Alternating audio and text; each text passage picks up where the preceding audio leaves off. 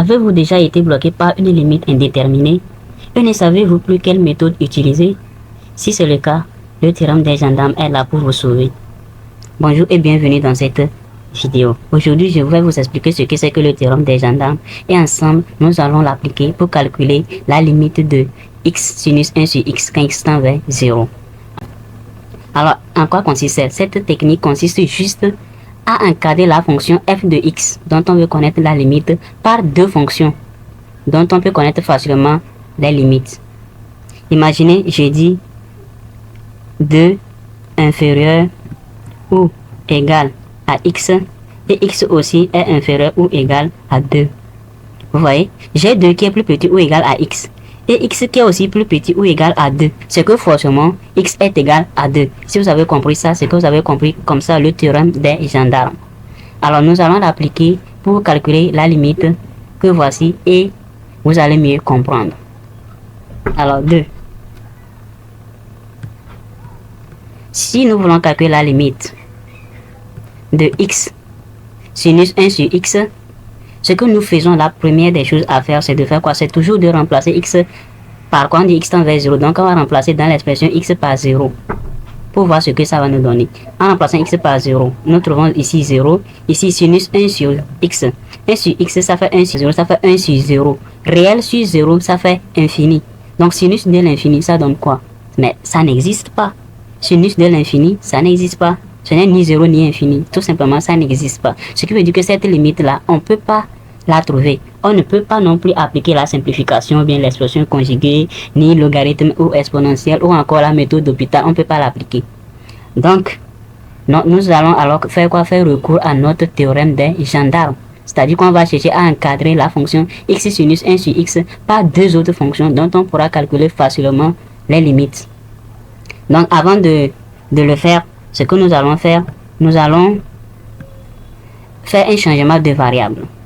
En posant grand X égale à 1 sur X qui est à l'intérieur du sinus 1 sur X.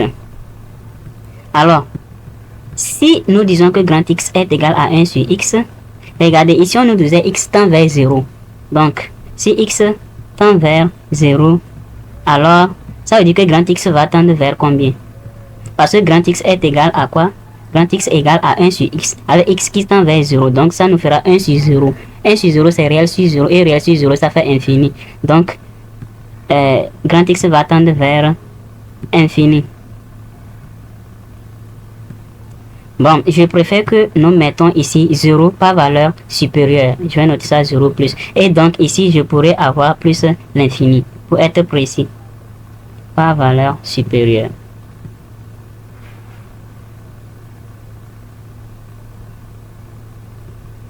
Alors, nous allons donc avoir notre limite.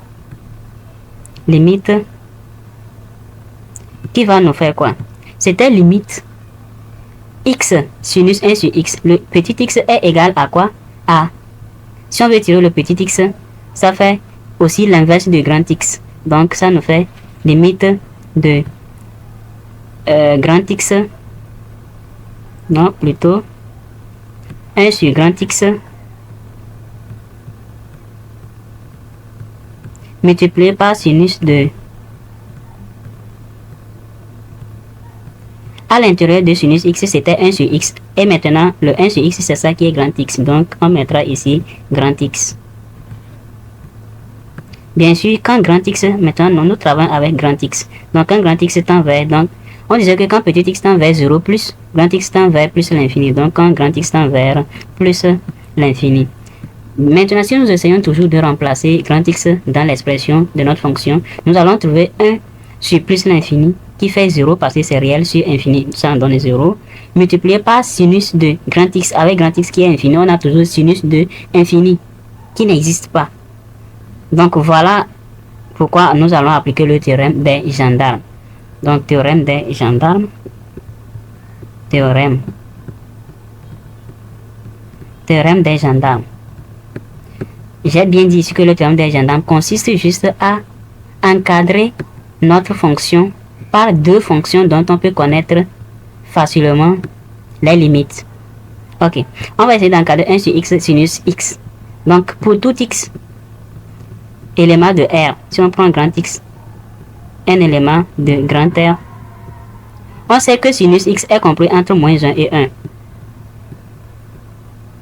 Sinus x est compris entre moins 1 et plus 1. Mais notre fonction c'est sinus x fois 1 sur x, ou bien sinus x divisé par x. Donc, comme on dit x tend vers plus l'infini, ça veut dire que nous sommes avec les nombres positifs. Donc, on va faire quoi? On va diviser chacun des membres par x. Ce qui veut dire que nous allons avoir moins 1 sur x. On divise par un nombre qui est positif, donc l'ordre ne change pas. Donc, inférieur ou égal à sinus x sur grand x, ou bien 1 sur x fois sinus x, c'est la même chose. Sinus x sur x inférieur ou égal à 1 sur grand x. Donc nous voyons ici donc que nous avons notre fonction, c'est-à-dire la fonction dont on veut connaître la limite lorsque petit x tend vers 0. C'est sinus x sur x, ou bien 1 sur x fois sinus x. Donc c'est la même chose, qui est maintenant encadré par quoi? Par deux fonctions, à savoir moins 1 sur x et plus 1 sur x. Voici nos deux gendarmes. Ce qui fait qu'on appelle le théorème des gendarmes, parce que la fonction est encadrée par deux gendarmes. Et si nous voulons calculer la limite de ces deux gendarmes-là, quand grand x tend vers plus l'infini, de quoi? De moins 1 sur grand x, le premier gendarme, ça nous fait quoi? On remplace dans l'expression le x par plus l'infini. Donc nous trouvons moins 1 sur l'infini. Moins 1 sur l'infini, ça fait réel sur infini qui nous donne 0. Donc réel sur infini, ça fait 0. De la même manière, c'est encore égal à la limite de... à la limite quand grand x tend vers plus l'infini du second gendarme. Le second gendarme, c'est bien sûr 1 sur grand x. Donc si nous remplaçons grand x par plus l'infini, nous trouvons 1 sur plus l'infini. Réel sur infini, ça fait 0. Donc les deux gendarmes ont pour limite en plus l'infini ou bien en 0, 0, 0. Donc forcément, ça veut dire que nous avons 0, 0 qui encadre, c'est-à-dire la limite de moins 1 sur x.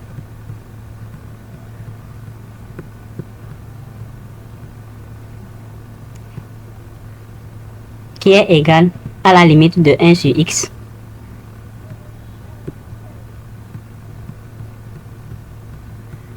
Bien sûr, ici, quand grand x tend vers plus l'infini, quand grand x tend vers aussi plus l'infini, qui est maintenant égal à quoi? À la limite de notre fonction, c'est-à-dire la limite que nous cherchions. Quand grand x tend vers plus l'infini de sinus grand x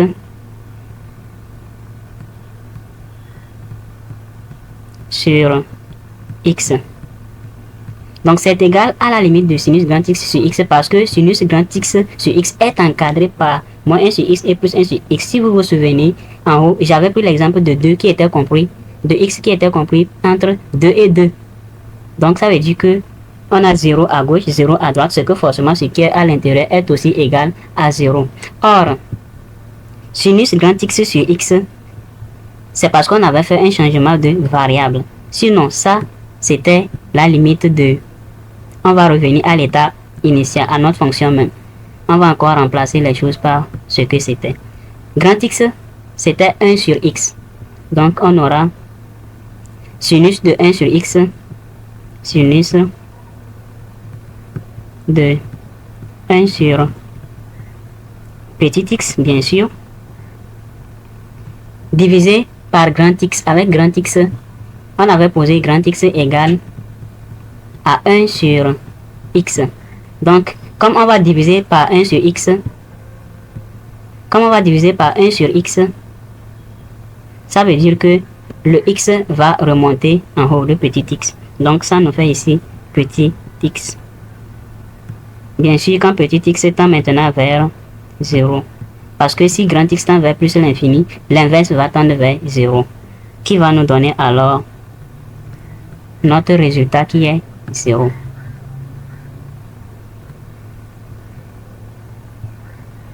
Merci d'avoir suivi jusqu'à la fin. Si vous avez aimé cette vidéo, n'oubliez pas de liker et de vous abonner. J'ai fait récemment une vidéo qui porte sur la méthode de l'hôpital. Donc si vous ne l'avez pas encore vu et que vous ne connaissez pas encore comment on a appliqué la méthode de l'hôpital, je vous invite à cliquer sur l'icône de ma chaîne en bas et vous tombez sur mes vidéos et regardez cette vidéo. Elle est très bien faite si j'ai bien expliqué cette méthode qui est aussi très efficace et qui intervient dans beaucoup de problèmes.